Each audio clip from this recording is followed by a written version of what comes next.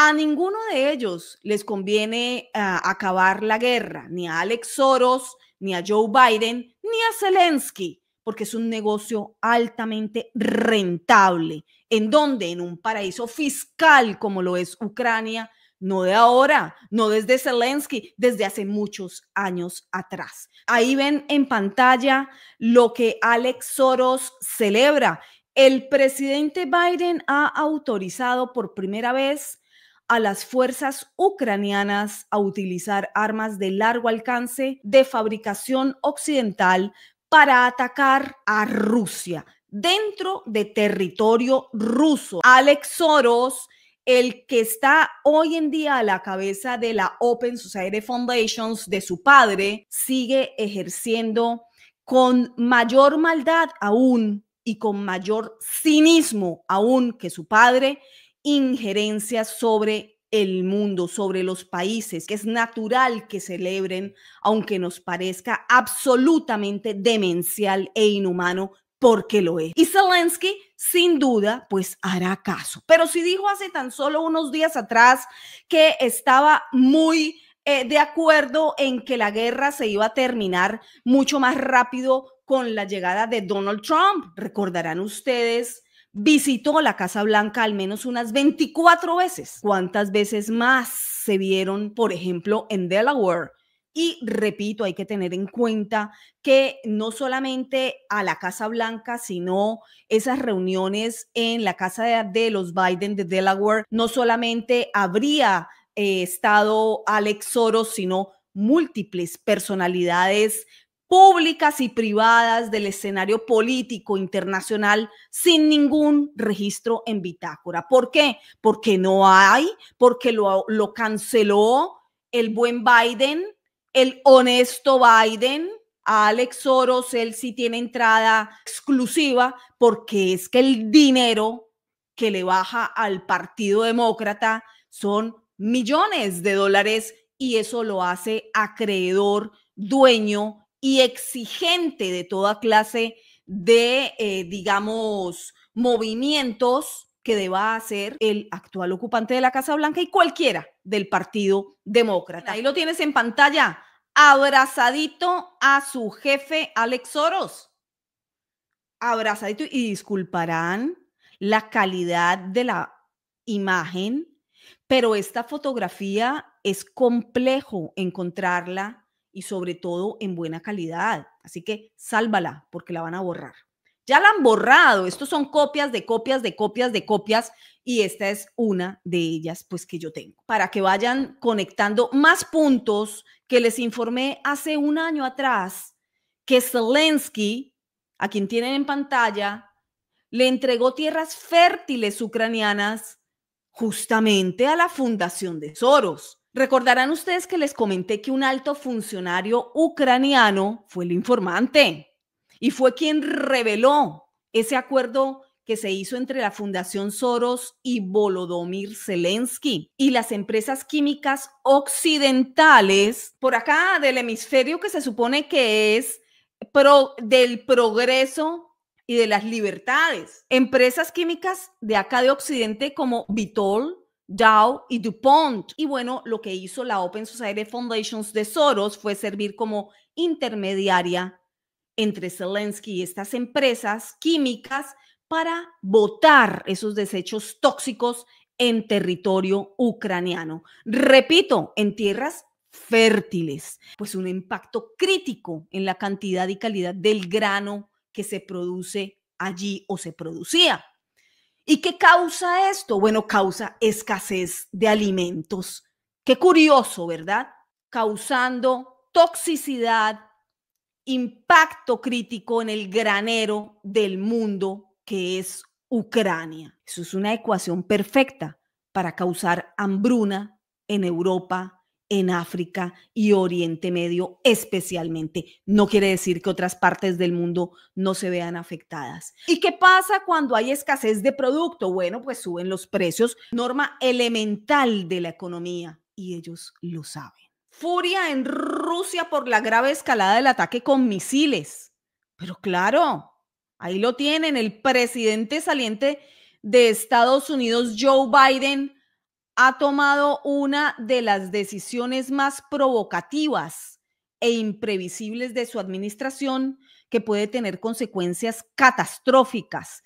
Putin dijo anteriormente que Moscú consideraría la medida como una participación directa de los países de la OTAN en la guerra de Ucrania. En 1990, recordarán ustedes, funcionarios de Estados Unidos y Alemania, las dos grandes potencias, los grandes poderíos, prometieron que la OTAN no se iba a extender hacia Europa Central y Oriental. Tampoco se iba a construir infraestructura militar cerca de las fronteras rusas, ni muchísimo menos se iba a desplegar allí tropas de forma permanente, pero incumplieron. Y ese es el principal detonante de la furia de Putin, detonante del conflicto, y no se puede olvidar, no es tan sencillo como decir que Putin es un monstruo, es un tirano y es un desgraciado que ataca a la pobre Ucrania, que hay que unir los puntos reales de los cuales criminales de Occidente se están beneficiando con esa guerra para entender cómo parar la guerra. Putin ha ofrecido la paz si Rusia conserva sus conquistas territoriales, así lo llama él, y Ucrania, por supuesto, no puede ingresar a la OTAN. Esas son sus peticiones consistentes desde un inicio, algo que la ambición de los antilíderes occidentales no quiere ceder. Putin reclama la anexión a Rusia de Zaporilla, de Gerson, de Donetsk, de Lugansk, exige que se retire el ejército de Ucrania de esas zonas reclamadas por Rusia, que haya un reconocimiento internacional de Crimea y Sebastopol como territorios rusos. Pero nadie ha podido hablar de eso porque hay que seguir mandando miles de millones de dólares y de euros y de dinero que no tienen los pueblos para seguir manteniendo una guerra proxy. Esos son los puntos que hay que discutir para acabar esta guerra. Y además Ucrania tiene que comprometerse a mantener un estatus de neutralidad y no ingresar a la OTAN.